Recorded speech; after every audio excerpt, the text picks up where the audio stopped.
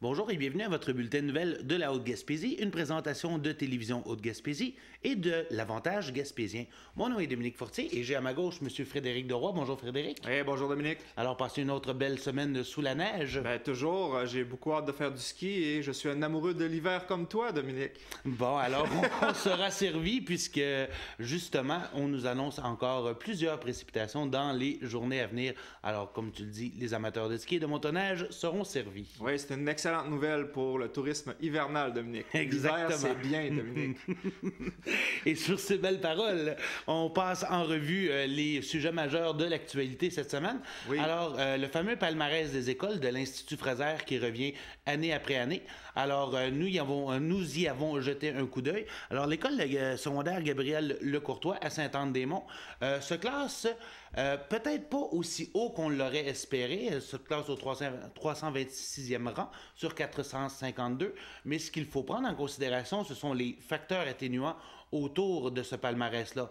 On comprend ici qu'on avait une délégation d'élèves qui était beaucoup plus importante lors de l'analyse 2017 que lors de celle de 2016. Et aussi une autre donnée très importante à considérer, c'est le taux d'élèves ayant une difficulté d'apprentissage ou considérés comme ayant un handicap. On parle de pratiquement 50% des étudiants de l'école qui ont cette cote-là. Donc, évidemment, on ne s'attend pas à se retrouver dans le top 50 avec des statistiques aussi préoccupantes que ça, là. Oui, mais malgré tout, l'école tire son épingle du jeu, donc c'est quand même intéressant. Ça reste un palmarès, une école secondaire, c'est une école secondaire. On a derrière tous les défis de la vie qui s'y retrouvent, mais ça reste intéressant. Ici, c'est pas non plus comme si on pouvait choisir notre école. Donc en ville, des fois, ils vont utiliser le palmarès pour essayer de se magasiner une meilleure école. Mais nous, malgré tout, je pense qu'on s'en tire bien. Et pour travailler conjointement avec l'école, je vois que tout le personnel enseignant et la direction travaillent très fort pour offrir le maximum de services aux élèves. Donc, on a une bonne école, alors faut pas trop regarder le top où on se situe dans ce classement-là. Non, effectivement, c'est là qu'il faut voir justement l'ensemble du contexte derrière ça. Et en 2016, rappelons que l'école Gabriel Lecourtois avait fait un important bond justement dans le palmarès. Alors, suite à ce classement-là, on remarquait justement que dans l'ensemble des matières qui sont évaluées par le ministère à la fin de l'année, alors tous les élèves avaient passé, on se retrouvait avec des notes de passage au-delà de 60 dans la majorité des matières, et même pour le palmarès 2017, celui qui est comptabilisé cette année, on a des améliorations en anglais. Donc on voit que le travail sur le terrain à l'école se poursuit. Oui, et j'aimerais ajouter, dernièrement, l'école a fait une annonce. On recherche des gens qualifiés pour enseigner de la mécanique, ingénierie, soudure, etc. parce que l'école va ouvrir un garage pour ceux qui ont peut-être un peu moins d'intérêt pour l'académique, mais qui s'intéresseraient plus au manuel, à la mécanique. Donc, on voit vraiment là, des efforts dans plusieurs secteurs là, pour essayer d'offrir le maximum de services aux élèves. Donc, allez consulter la page Facebook de l'école Gabriel Lecourtois pour plus de renseignements par rapport à cette recherche parce que vous pourriez faire améliorer la vie de certains élèves là, qui, des fois, sur les bancs d'école, n'ont pas beaucoup d'intérêt, mais rendus en mécanique, deviennent des premiers de classe. Donc, c'est très intéressant comme projet. Donc, si vous avez des qualifications dans ça, prenez contact avec l'école. Et c'est justement une belle initiative pour les étudiants, spécialement les garçons qui souvent se retrouvent en difficulté, ne sont pas nécessairement des élèves qui veulent passer la journée assis à écouter de la théorie. Donc d'avoir des options comme ça, mais même des petits laboratoires informatiques comme on voit dans certaines écoles, c'est une belle façon justement d'aider les jeunes à rester accrochés à l'école et de leur donner une motivation supplémentaire. Donc comme tu le dis, on va visiter la page Facebook de l'école. Dans un autre ordre d'idées, la Fédération québécoise des municipalités se réunissait la semaine dernière et le préfet Allen Cormier, préfet de la Haute-Gaspésie, en a profité pour s'adresser à ses collègues des autres MRC afin de parler des services d'urgence en région.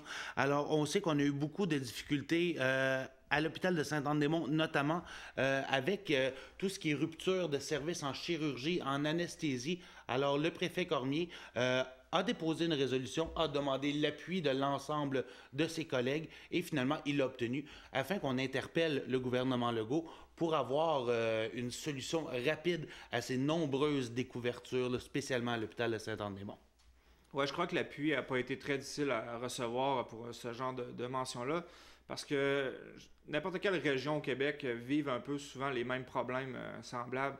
Les milieux urbains, des fois, n'ont pas tant idée de comment il faut se débrouiller en région et que des fois, il faut vivre avec des manques de services flagrants. Donc, c'est bien d'avoir l'appui de tout le monde. On va voir qu'est-ce que le nouveau gouvernement va faire par rapport à ça.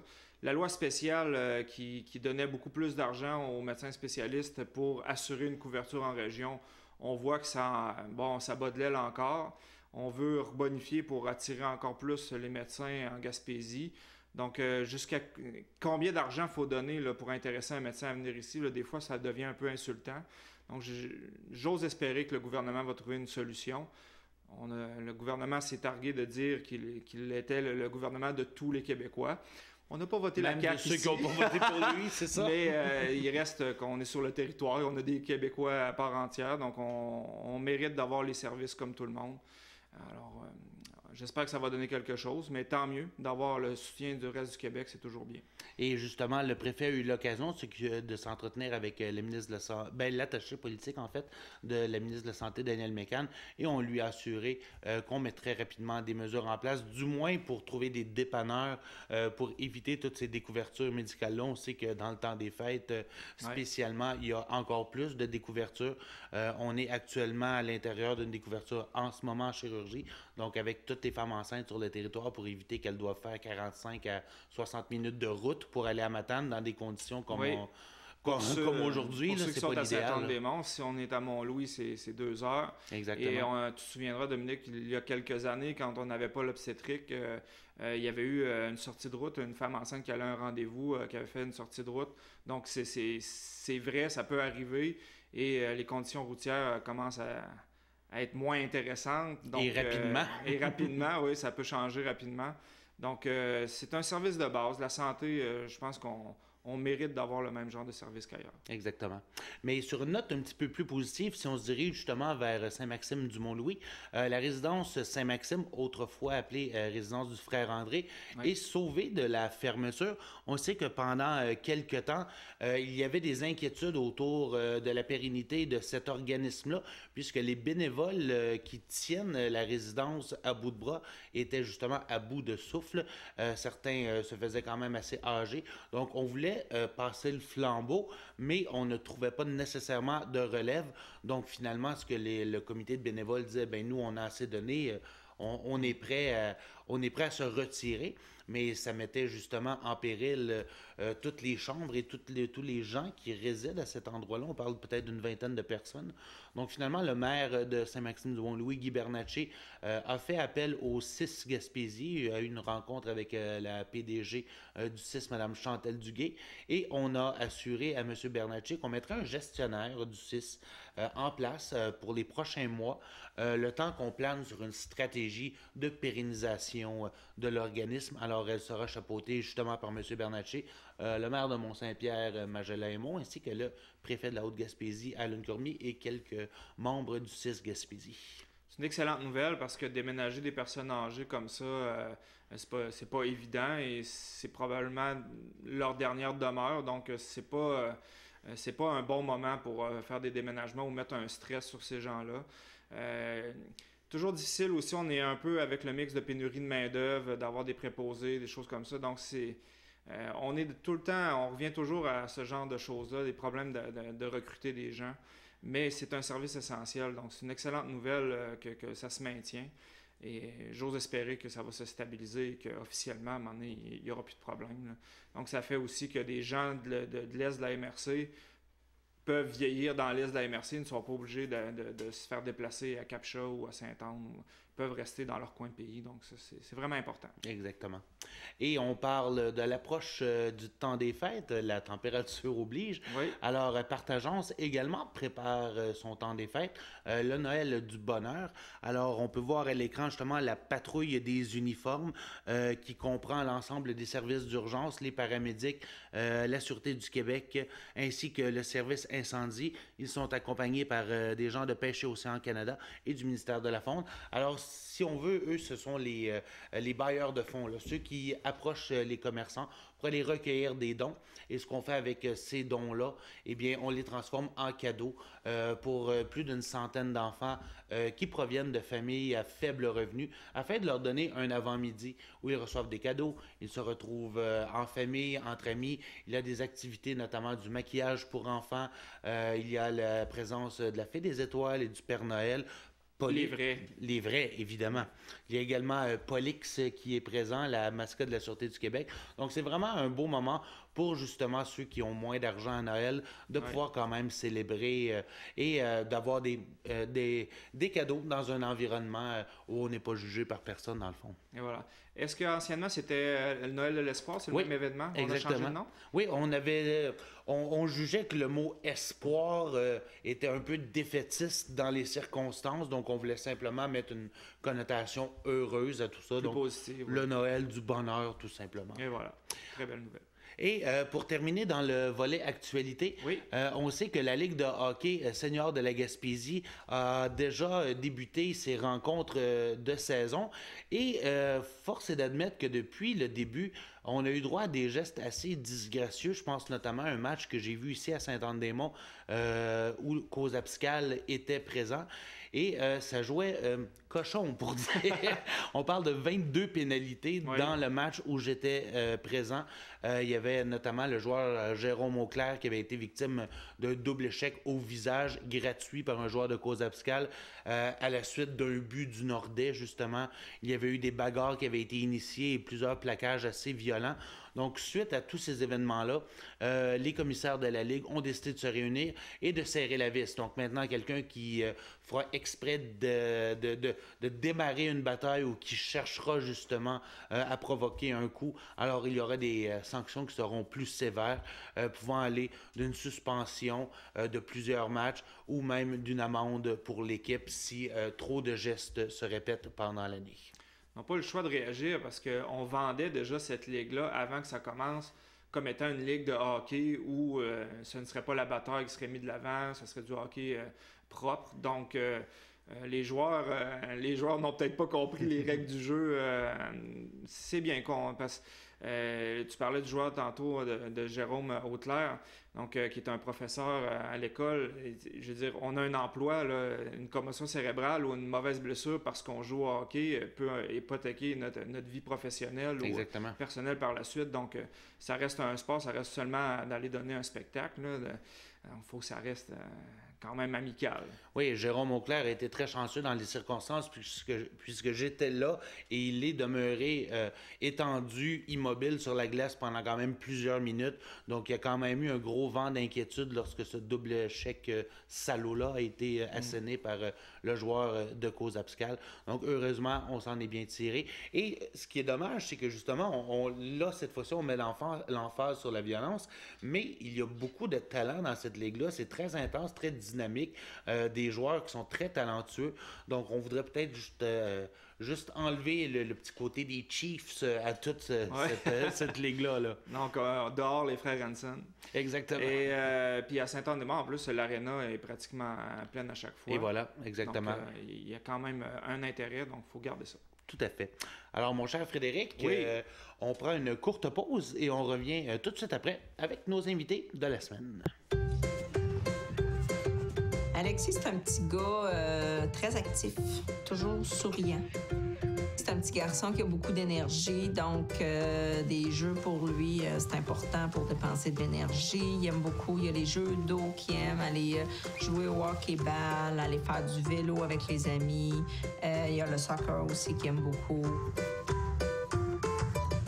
Alexis, c'est un garçon très enjoué, fonceur, très ordonné. Ces petites autos, il sait tout ce qu'ils sont. Tu vas lui demander telle petite auto ce qu'elle est, puis il va te le dire tout de suite. C'est vraiment remarquable, même. C'est un petit garçon qui ne veut jamais déplaire. Un jour, je voulais monter sur le tracteur à gazon. Le chauffeur m'a pas vu et les lames ont coupé ma jambe. On a appelé l'ambulance, puis on a monté, nous autres, à un hôpital le plus proche pour les soins d'Alexis, là. Tu sais, j'ai toujours essayé, là, ma devise a tout le temps été « la vie doit rester le plus normale possible ». Alexis a toujours continué ses activités. Des fois, il faut adapter, mais tout peut se faire quand même.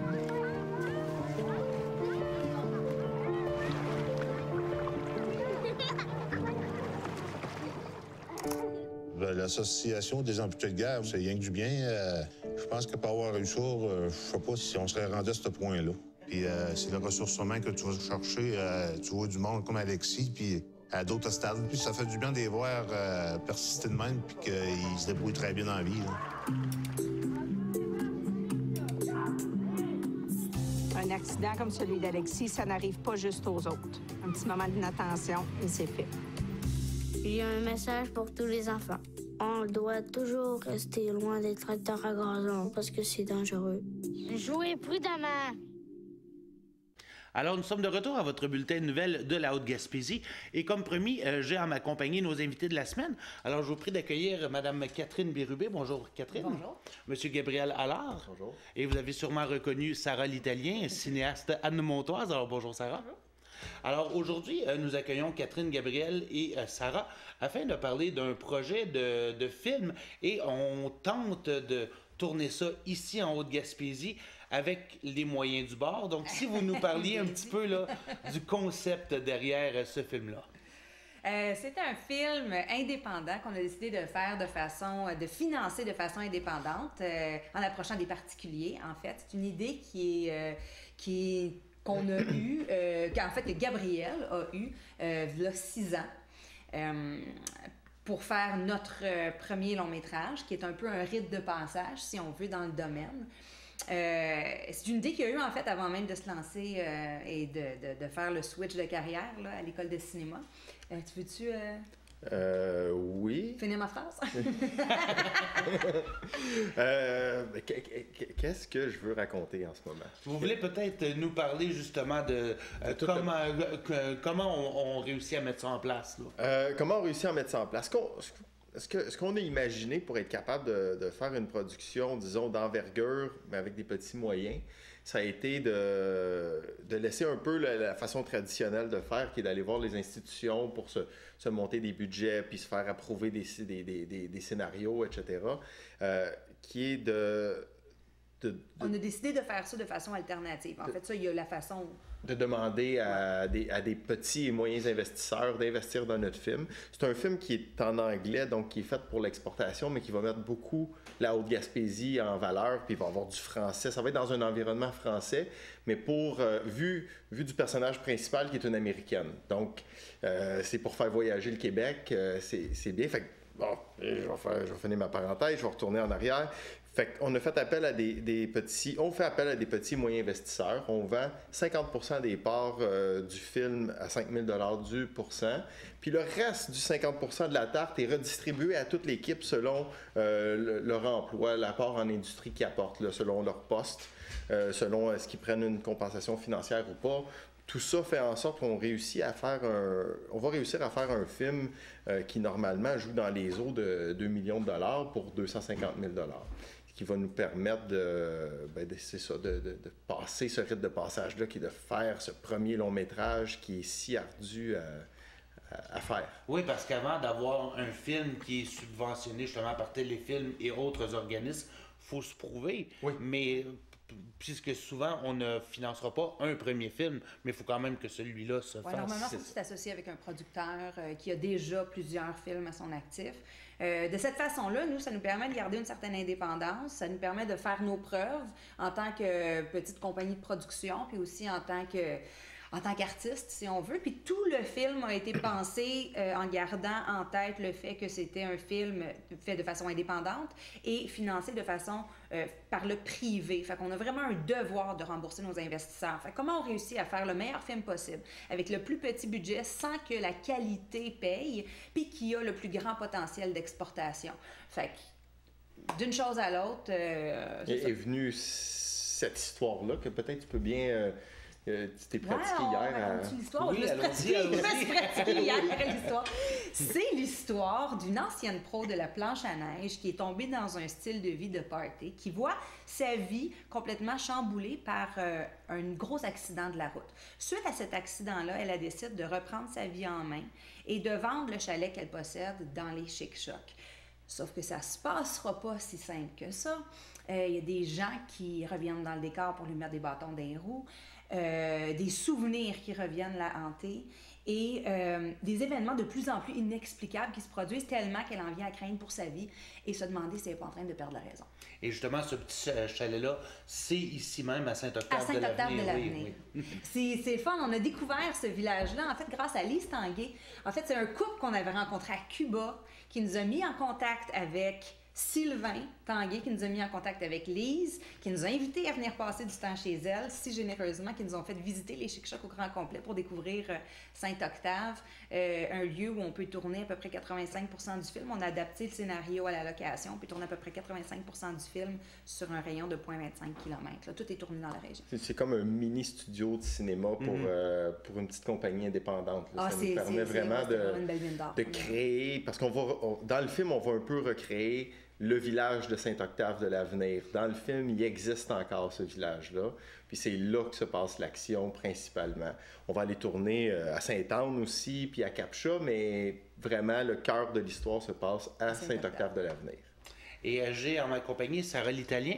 Oui. Bonjour Sarah. Bonjour. Alors, si tu nous racontais un petit peu comment tu es entré en contact avec Catherine et Gabriel, et justement, comment toi tu as perçu ce projet-là là, lorsque quelqu'un t'approche et dit nous autres, on veut tourner un film indépendant d'un Chic-Choc, comment on prend ça là? Ben, on est content, premièrement, parce que ça arrive pas souvent. Mais oui, ben en fait, moi, j'ai parti à un groupe qui s'appelle Réseau Gaspésie. Donc, sur Internet, les gens peuvent aller voir s'ils veulent s'inscrire, s'ils veulent faire de la figuration. Puis, en fait, il y a des gens de Montréal qui me contactaient à cause de ce groupe-là il y avait besoin de ressources, d'équipements, de contacter des personnes en particulier pour des tournages. Et donc, c'est comme ça que Gabriel m'a contacté il y a 2 ans. Il cherchait quelqu'un pour l'aider, un peu un lien avec la région pour l'aider à avoir des noms, finalement. C'est ça qu'on veut, on veut des contacts. Puis, ben c'est ça, j'ai embarqué dans l'idée. Puis quand ils m'ont raconté aussi la façon de faire de ce projet-là, je trouvais ça super intéressant. Et donc, c'est un peu ça ma job, moi, avec eux. C'est pourquoi je traîne avec eux depuis comme 3 jours. Ben, c'est parce que je documente, je fais un film sur un film. Donc, je documente leur façon de faire parce que je trouve ça super intéressant. Puis en même temps, on a en parallèle toute la région, puis j'aime ça faire des choses pour notre région. T'sais, on aime ça avoir des documents, des trucs qui vont rester, puis ben c'est ça que j'aime dans ce projet. Et je me tournerai vers vous, Gabriel. On parlait tantôt de justement cette tarte qu'on vend aux gens. À coût de 5 000 $, ça doit être quand même difficile de réussir à convaincre des gens qui ne nous connaissent pas nécessairement. Ben, c'est quand même, c'est pas facile. C'est pas non plus impossible. On a, presque 30% de ramasser. La plus grande difficulté, c'est de passer la porte. Parce qu'une fois qu'on passe la porte, qu'on présente tout notre projet, c'est pas juste un petit projet qui a été pensé sur un coin de table. Là. Ça fait 6 ans Ça fait 6 ans qu'on planche là-dessus. On a réfléchi à toutes les questions. Les choses où on n'a pas de réponse, ben on sait qu'on n'a pas de réponse. Puis pourquoi on n'a pas de réponse, puis qui vont venir dans le futur. Comme là, grâce à ton article dans l'Avantage, on a eu un contact, on s'en va rencontrer quelqu'un, je le nommerai pas parce qu'il n'y a rien d'officiel encore, mais qui est intéressé. Qui est intéressé. Ouais.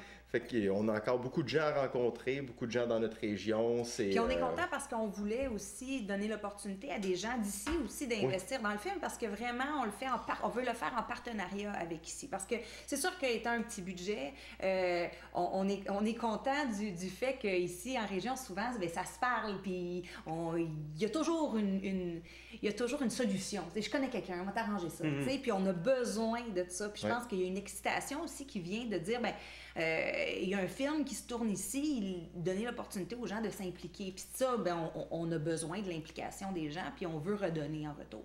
D'ailleurs, on va avoir besoin de beaucoup d'aide pour la nourriture, si jamais...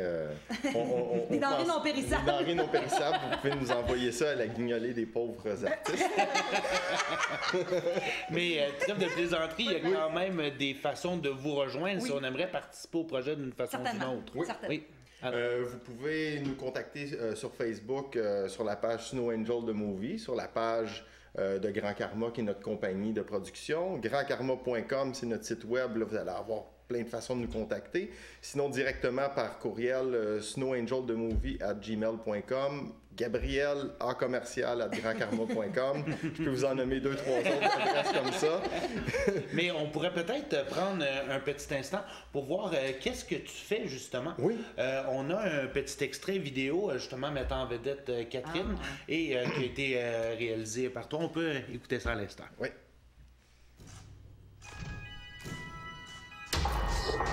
Justine, you good? Yeah, I just heard something. Just relax. Okay?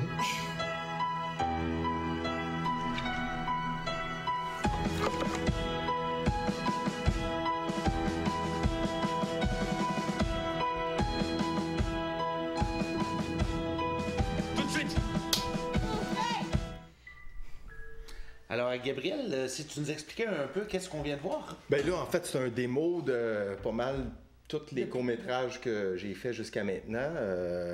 C'est ça, c'est le démo de notre entreprise, là. Et éventuellement, il va y avoir des images de mêlées à ça de Snow Angel qu'on va tourner. Et j'imagine, pour les gens qui se poseraient la question, on a vu un bref aperçu de Catherine en policière. Si l'image vous semblait familière, c'est que on vous connaît justement pour plusieurs rôles à la télé, justement le rôle d'Audrey dans 19-2, et par la suite 2 mamans troublées dans des sectes, dans le jeu et District 31. Oui, le troublé, j'ai oublié le troublé. Oui, tout à fait. Et on voyait aussi dans les courts-métrages, il y avait Réal Bossé qu'on a pu apercevoir. Et sur la page de Snow Angel, on mentionne Patrick Labbé. Donc, il y a quand même des artistes avec lesquels vous êtes en contact qui pourraient faire partie de ce projet-là. Là. Oui, bien, Patrick Labbé fait partie de Snow Angel depuis maintenant 3 ans qu'il est attaché au projet. Réal Bossé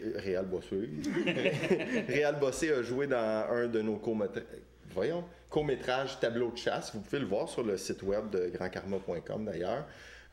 Oui, ben Catherine connaît beaucoup d'acteurs. Moi, avec le temps aussi, je commence à en connaître beaucoup. Puis les acteurs, c'est des troopers. Souvent, ils vont venir jouer dans des petites productions comme ça pour aider les futurs artisans qui vont les amener plus loin un jour. Alors, c'est déjà tout le temps qu'on a. Catherine, Gabriel, Sarah l'Italien, merci infiniment d'avoir été avec nous. Alors, on rappelle aux gens, on peut aller sur la page Facebook Snow Angel The Movie et liker la page, évidemment. C'est toujours un plus pour nos artistes. Si vous voulez les rejoindre en même temps, ils se feront un plaisir de vous parler. Alors, merci de votre présence et nous, on se retrouve la semaine prochaine. Merci.